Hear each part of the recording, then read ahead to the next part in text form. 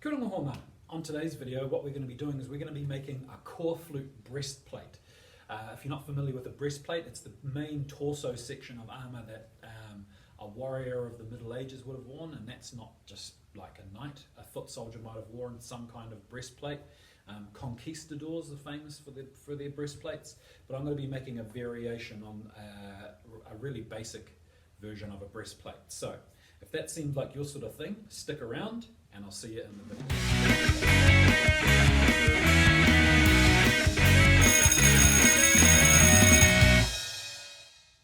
So you're back.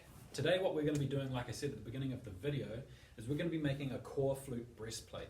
Now, core flute is kind of like corrugated plastic. It's a really, really awesome material, and you can get it from most hardware stores and stationery shops. You've just got to ask for core flute.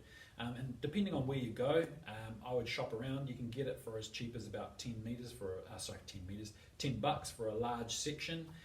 The most expensive I saw was about $14 at Albany Whitcoulls. Now, I was really, really lucky, and I got donated some ex-real estate signs, and I've already pre-painted them, and the reason being is because they had the advertising on the real estate with the real estate agents' faces, and I didn't want to put that up on YouTube. So, but thanks to those people, you know who you are. So with this signage, I've already painted it a really nice glossy kind of gold. It doesn't quite come across in the video here, but it's beautiful and shiny. Now, just so you know, the paint that I chose for this video is this one, Easy Colour, and I got this from my local Bunnings warehouse, Glenfield. Thanks, guys. I do recommend going there. The only reason being is they have a really good selection of paint, and this one only cost me $5, which is one of the cheapest paints that I could find, brands, and it's the same brand that I used to paint the Viking Spectacle helmet, and it comes out really, really good. You can see it's done a really, really good job of this. Now, like I was saying, I've already pre-cut my shape. This is going to be the actual breastplate itself. There will be a back plate, okay, to hold everything together. And what you can see here is I've cut a neck slot, okay, just a rough neck slot, and I've also cut rough shoulder slots. Now the reason I need to do that is so I've got a nice range of movement and mobility, but I do need these larger sections here because that's where my pauldrons are going to attach onto, and it's going to create a really nice effect. You won't see this bit in the end, these bits in the corner here, so it's really important that I have that on there. Now you can also see that I've got a bend in it.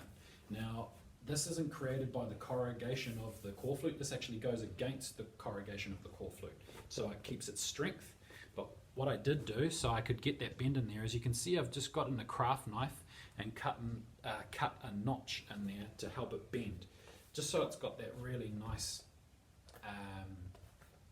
breastplate shape. It gives it a nice point in the chest and things like that. What we need to do now is I'm going to copy this pattern onto my other piece of core flute, and then I'm going to cut those sections out. Then what I'm going to do, okay, because I'm going to switch it to time lapse, so it's going to be really fast, is you're going to see me cut these two smaller sections of core flute into my pauldrons. Now I'm going to have two sizes, so it's going to be like a scale. So it's going to have a large section with a smaller section over the top. So that's what we're going to do first, and then we're going to get into the assembly process. So stick around.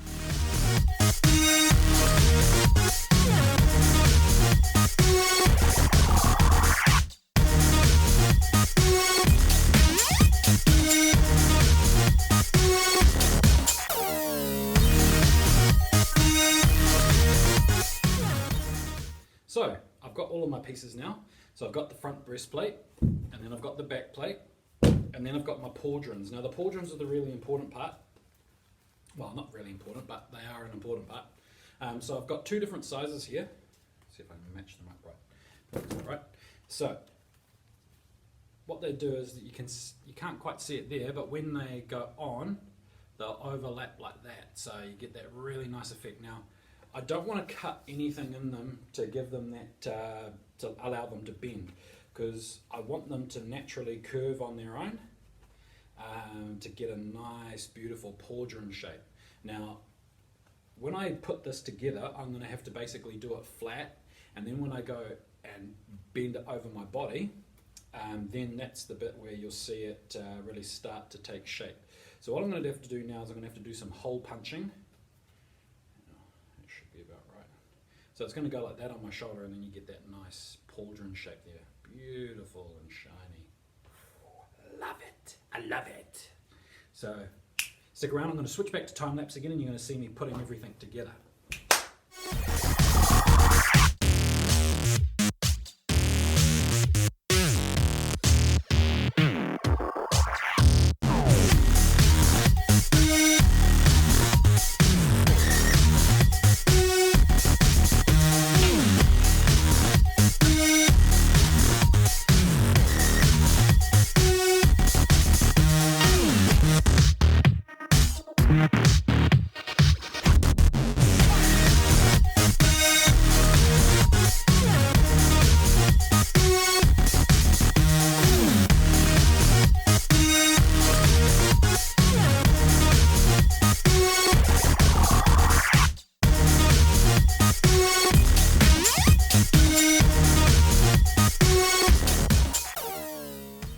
So it's done. It's quite a nice fit. I had to do a little bit of a crease in the top there just to bring the, because it bowed out because there was so much tension created by the pauldron, but it is quite an effective look. Now what I would do next if I had the time and the materials is might put like a neck guard, like what the jousting suits had, and it's kind of like a cup shape that goes there that protects your neck from lances. But you know, that's pretty effective for a breastplate. The only bummer is I ran out of string here, so I've just pre-tied that off at a certain tension, and then this bit here is how I would really effectively have it,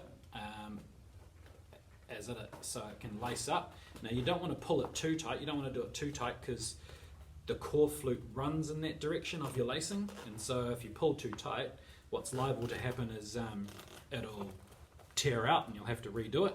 So just so you get a bit of a look, so this is the suit of armour, or the breastplate I should say, with the evil donkey helmet. So not too bad, pretty effective if you're into playing those cardboard battles and stuff like that. I'll put a link to the evil donkey helmet up here. And then here is with the spectacle helmet. This is my favourite one so far. Who isn't a Viking at heart though? Okay, and that's the evil donkey helmet. And then just reach over. And then this is the old sword that we made the other day. And so what I've done with the sword is painted it silver, because it's just a prop for my classroom, gold for the hilt and the handle, the pommel I should say, and then I've just wrapped the handle, the hilt in twine to give it a nice grip. And so there we go, ready for battle, Mr. Ashley, prepared for when the castle arrives. So, thanks for joining me on this fun adventure-packed journey. If you like the video, hit like. If you want to subscribe to some more silliness, hit subscribe, because we're always doing fun things around here. Until next time, the fun and silliness will continue. Ka kite anō, and I'll see you next time on Mr. Ashley's Place.